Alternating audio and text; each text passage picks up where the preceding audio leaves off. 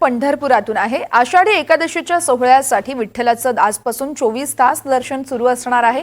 विठ्ठलाचा शेज घरातील पलंग काढून विठ्ठलाच्या पाठीमागे मुलायम रेशीम लोड देण्यात आलाय। तसेच भाविकांना आता विठुरायाचं 24 तास दर्शन घेता येईल। याचाच आढावा घेतलाय आमचे प्रतिनिधी संकेत कुलकर्णी यांनी। आपण तो पाहूया। माझ्या वडिलांची मिरासी गा देवा, तुझी चरण सेवा पांडुरंगा। आषाढी यात्रेच्या निमित्त प्रत्येक वारकऱ्याला आस असते ती विठ्ठलाच्या चरणाची आणि चरणस्पर्श दर्शनाची।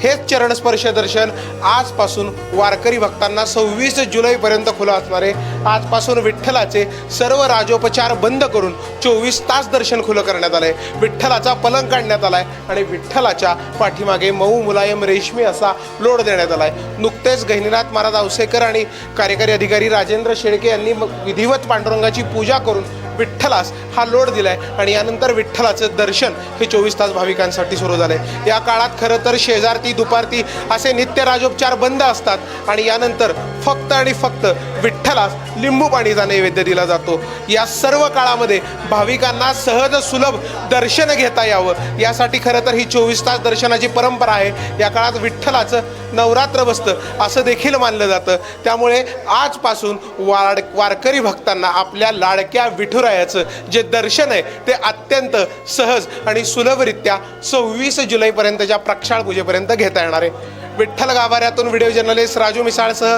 संकेत कुलकर्णी, NDTV मराठी, पंढरपूर।